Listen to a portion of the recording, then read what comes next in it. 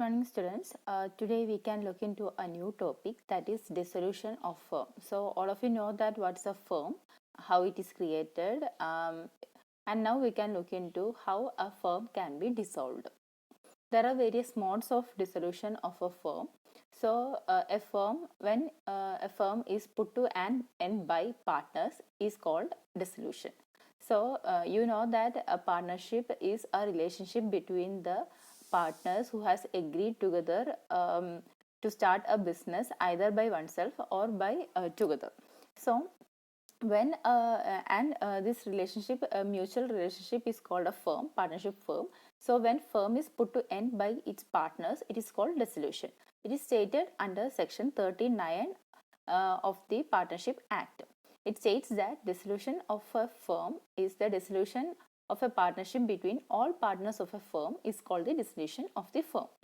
So there are various modes of dissolution. First one is by consent between the partners. Then next one is between the agreement by the partners. Then next one is by the compulsory dissolution. Then next is contingent dissolution. Then there is dissolution of firm at will by notice. And then next one is dissolution by court. So, but now we can look into what are the different modes of dissolution one by one. First one is by consent. How a partnership firm can be dissolved by consent. It is stated under section 40. That is, it can be either known as dissolution by agreement also. So, a firm may be dissolved with the consent of all partners or in accordance with a contract between the partners. So, this is the mode stated under section 40. So, in the case of Harish Kumar versus Bachchan Lal, that is cited in 1991, it was held that the partnership at will is dissolved when partners decide to not to carry on business from an agreed date. That is, there is an agreement between the partners that they will not continue with the firm, then it is automatically dissolved.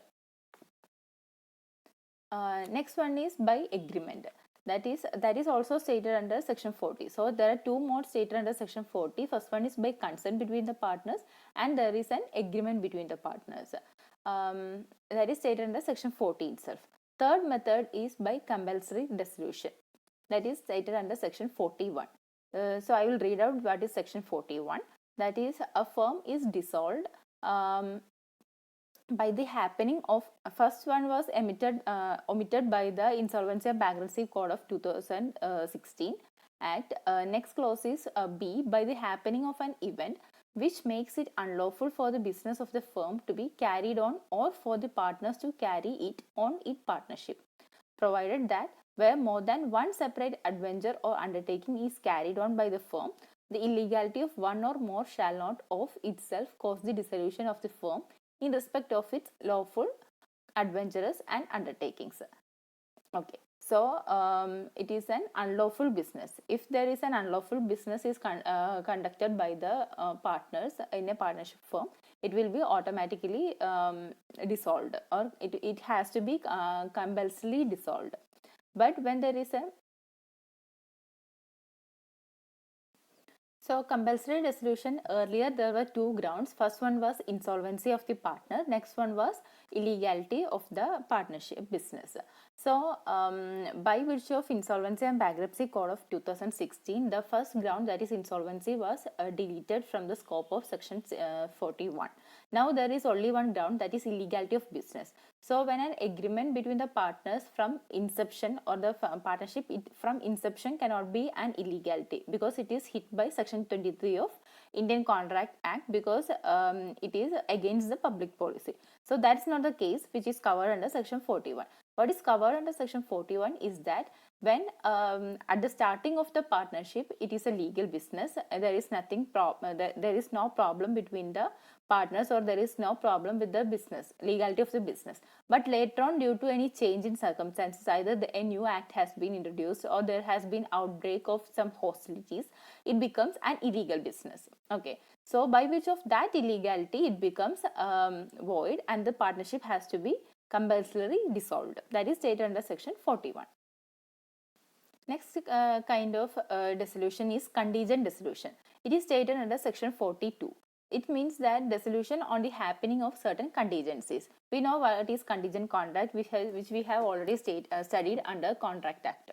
So, subject to contract between the partners of a firm is dissolved, A if constituted for a fixed term by the expiry of that term, if constituted to carry out one or more adventures or undertakings by the completion thereof. Next one is by death of a partner, and last one is by the adjudication of a partner as insolvent. So we can now look into what are these four elements in detail. First one is by expiry of time, that is if a fixed period has been fixed for the partnership to continue, then after the expiry of that particular time the partnership will come to an end. Okay, so there is a case, that is Kurian Chako versus Registrar of Firms. That is a 2015 case, recent case. So in this case, the firm for 5 years was extended to 30 years by unanimous decision of the partners. So there is no expiry of the time. That is because we know that there is a mutual agency. Partnership is a mutual agency. Every section starts with the term that if there is no contract to the contrary. So if there is a contract between the partners, they can move like that. Otherwise, they have to follow the provisions of the Indian Partnership Act. Okay. Next one is when the completion of the business. If the particular partnership business has been started for a particular business, then after the completion of that business, it has to be come to an end, or it will automatically come to an end. So the case of Ramnarayan versus Kashinath is the example of completion of business. So in this particular case, there was a salt manufacturing company. It got the license for salt manufacturing, but later on the license was lifted by the authorities.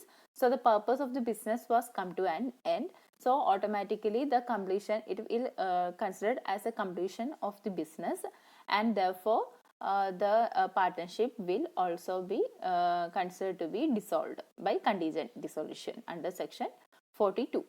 Okay. Next one is by death of the partner. So when a partner dies, then the dissolution of the firm happens. Okay. So in this case, Vishwanatha Nayak versus M.V. Kamath and Company, 1988 case, there was a case of death of one partner, and meanwhile the legal heir of that particular partner, deceased partner, joined the firm. There was a condition, or there was an agreement between the partners like that. So the firm will be continued. If there is no agreement between the partners, what will happen after the death of one of the partner? Then the firm will be come to an end because of the death of the partners under section 43. Okay. So we already stated that when there is a contract to the contrary, then the partners, if there an agreement is made by the partners that the firm will not be dissolved even after the death of the partner, the partnership will continue.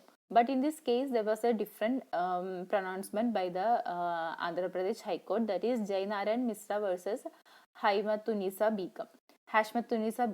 So in this particular case, one of the partner died, and there was an agreement between the partners to continue the business for 5 more years. So on based on that agreement, the partnership was continued, but it was objected by the legal heirs because they were unwilling, they expressed their unwillingness to join the partnership firm. So as a result, the court struck down the agreement and stated that the particular dissolution is upright. Next one is insolvency of partner. So we saw that under section 41 it is not there, but it is here in the particular 43. That is happening of an contingency. The dissolution of a firm can happen if the partner become insolvent. So when a court upheld the insolvency of the partner, then it becomes a ground for dissolution of the firm. Next ground is dissolution of a firm at will by notice. That is stated under section 43. So when a partnership is at will, there are different kinds of partnership, you know that. So when a partnership is a partnership at will, the firm may be dissolved by any partner giving notice in writing to all the other partners of his intention to dissolve the firm. A notice has to be given. Then the firm is dissolved as from the date mentioned in the notice as the date of dissolution, or if no notice date is not mentioned, as from the date of the communication of the notice. Okay, so there are a lot of cases with regard to this.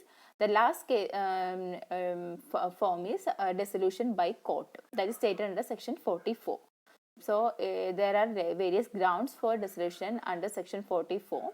First one is insanity, second one is permanent incapacity, then next one is misconduct by the partners, then when there is a persistent breach of the agreement between the partners, then transfer of interest between the partners, and when there is any just and equitable cause. Then under these situations the court can dissolve the partnership by the court. It is only at the suit of a partner. Court cannot automatically or by its own motion dissolve a firm. It can be only done by a suit by the partner. Okay, so hope all of you are clear about this. Thank you.